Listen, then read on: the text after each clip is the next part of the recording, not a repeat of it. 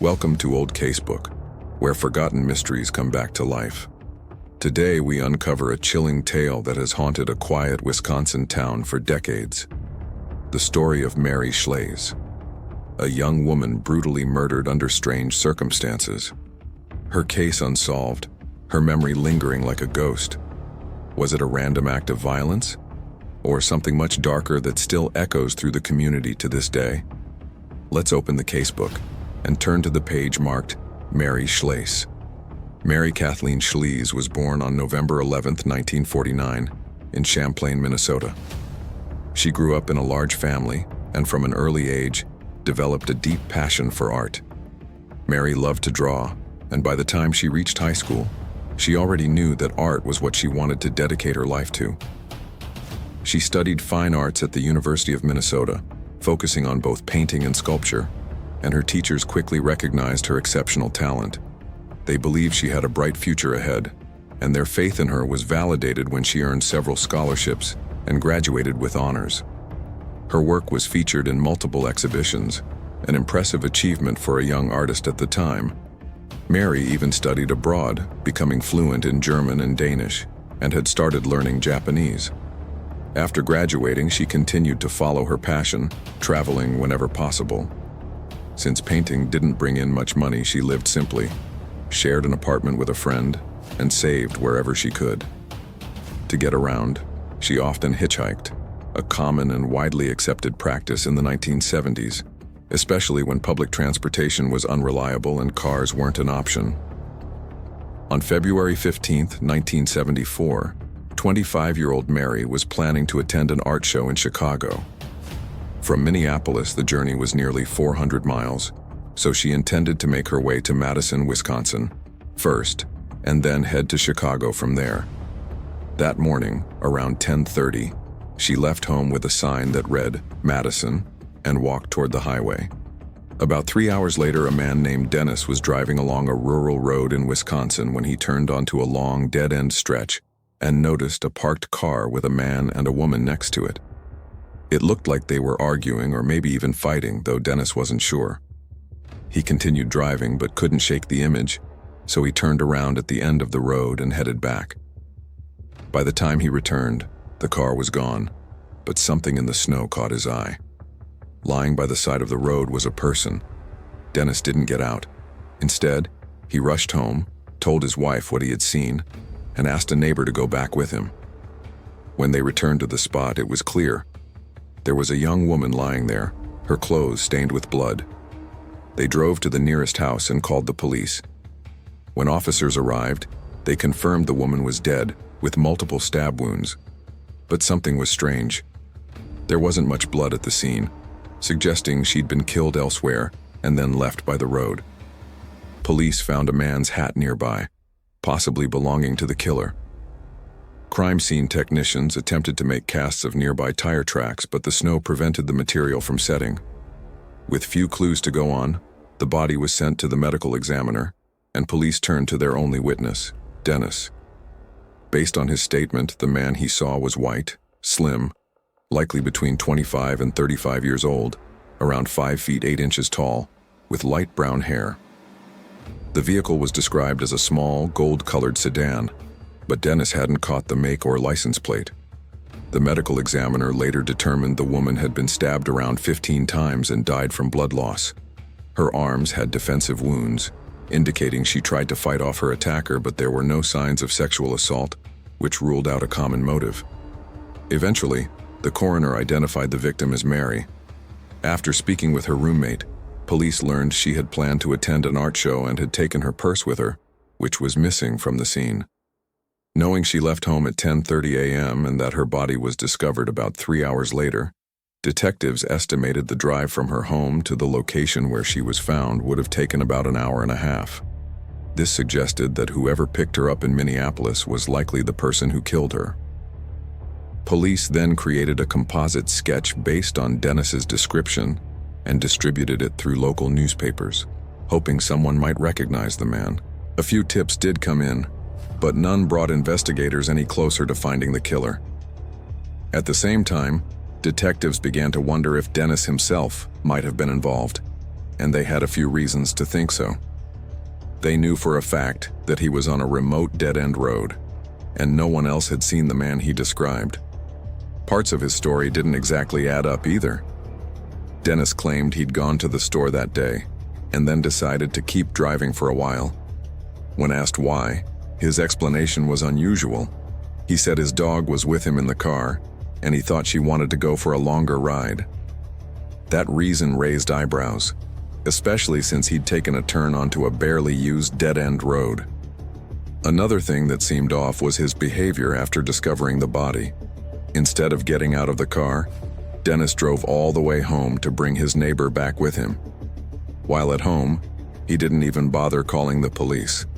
That only happened after the neighbor saw the body for himself. To investigators, it seemed like Dennis might have been trying to stage an alibi, or at the very least, distance himself from the crime. But there were also details that pointed away from his involvement. Tire tracks at the scene didn't match Dennis's car, though it was still possible another vehicle had passed through before the murder. Police also couldn't place Dennis in Minneapolis that morning, which suggested he may not have picked Mary up at all. But even that wasn't certain. Mary could have gotten a ride from someone else first and ended up in Dennis's car later. Police pressed him for answers, but Dennis stuck to his story. At one point, they even brought in a hypnotist to unlock any hidden memories or overlooked details. He tried twice. Both times failed. Interestingly, police received an anonymous letter urging them to take a closer look at Dennis as a suspect, but it contained no new information, just a vague warning.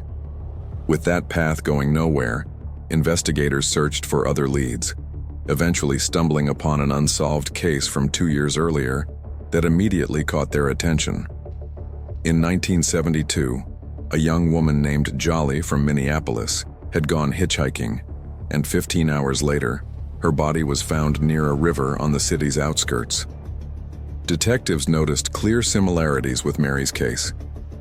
Jolly had last been seen getting into a gold-colored car driven by a young man, and like Mary, there were no signs of assault.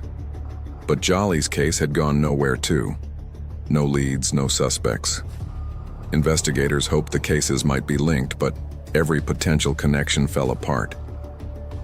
Over the next few months, police looked into several suspects, but none could be tied to Mary's murder. A few witnesses reported seeing a man matching the composite sketch driving a gold-colored sedan, but again, dead end.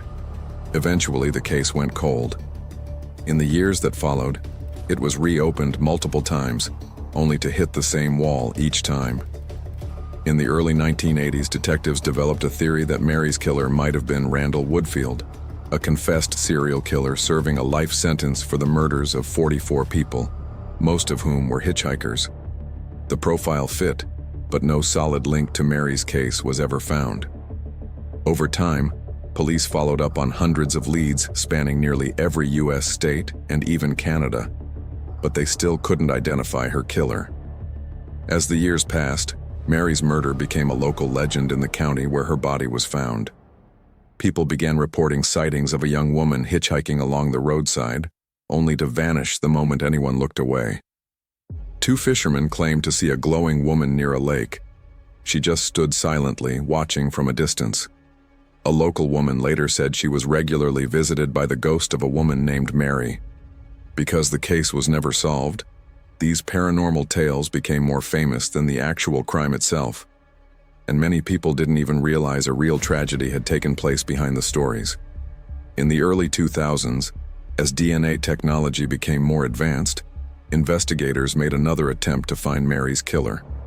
Back in 1974, the medical examiner had discovered traces of blood and skin under Mary's fingernails, likely from the attacker. That evidence was still in storage, but unfortunately, no usable DNA profile could be extracted from it. However, one more piece remained: the hat found near the crime scene. It had been preserved all these years, and inside were a few short strands of male hair. Forensic experts managed to retrieve a partial DNA profile, but once again, there were no matches in the FBI's database. Still, it wasn't all for nothing. That DNA was enough to rule out several suspects, including the serial killer who had once been the prime suspect. His DNA had long been on file. But the case remained cold for years, until late 2022, when detectives learned about a new DNA technique called genetic genealogy. Realizing this might be their last real chance to solve Mary's murder, they reached out to a college lab in New Jersey that specialized in this kind of research, and the lab agreed to help. Experts began working with the partial DNA profile taken from the hair found inside the hat. It wasn't a full profile, which made things far more difficult, but after a long and meticulous process of searching through public genealogy databases and building potential family trees, they finally landed on a man who matched all the necessary criteria. All that remained was to get a DNA sample from him. Detectives tracked him down and asked if he'd be willing to provide one, and he agreed. But to their surprise, the DNA didn't match. Then, the analyst proposed another possibility. What if the killer was his first cousin?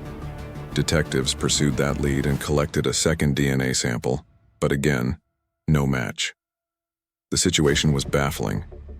Both men were clearly close biological relatives of the killer, yet no one else in their known family could possibly be the suspect. That's when the experts introduced a new theory. What if the killer had been adopted? That would explain why he didn't show up anywhere in the documented family tree. The team began digging into old records to explore that possibility. And finally, on November 4th, 2024, they found what they'd been looking for. Everything pointed to an 84-year-old man named John Miller. Detectives looked into his background and discovered he had a daughter. She agreed to provide a DNA sample, and when the results came back, it was exactly what they had hoped for. The hair from the hat at the crime scene belonged to her father. And just like that, 50 years after Mary's murder, investigators finally uncovered the identity of her killer. As soon as the lab confirmed the match, detectives went straight to Miller's home. Almost immediately after hearing about the DNA evidence, he calmly confessed. He told detectives that on the day of the murder, he picked Mary up on the side of the road, offering her a ride. But once they left the city, he began pressuring her for sex. When she refused, Miller pulled out a knife and stabbed her multiple times. He then drove down that remote dead-end road, planning to bury her body in the snow. But just as he was dragging her out of the car, a man drove by. Panicked, Miller jumped back into his vehicle and sped away, leaving Mary's body by the roadside. The next day, he saw a newspaper article about the murder and felt relieved. The witness had gotten the color of his car wrong. Miller had been driving a light blue car, not a gold one. In the end, he said he didn't feel much about what he had done and had barely thought of it since. He also mentioned that he had thrown the murder weapon into a nearby swamp, but couldn't recall what he did with Mary's purse. When asked if he had killed anyone else, Miller said no. He claimed he didn't even really understand why he'd killed her in the first place. After his confession, he was officially charged with murder and taken into custody to await trial. But Miller made it clear, he didn't plan to fight the charges. He said he would plead guilty because he didn't want to go through a lengthy court process. As far as he was concerned, he was ready to spend the rest of his life in prison. In the end, detectives were finally able to solve this complex case, even if it took 5 decades to do so. And though Miller is now nearly 85 and unlikely to live much longer behind bars, the murder of Mary Schlais has finally been solved. As for the murder of Jolly, Miller's involvement now seems unlikely. Given that he was driving a completely different colored car at the time, it's very possible he had nothing to do with that case.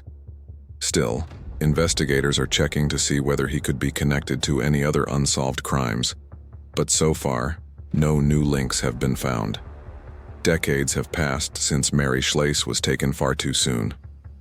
The suspects came and went, the theories changed, but one thing remained: silence.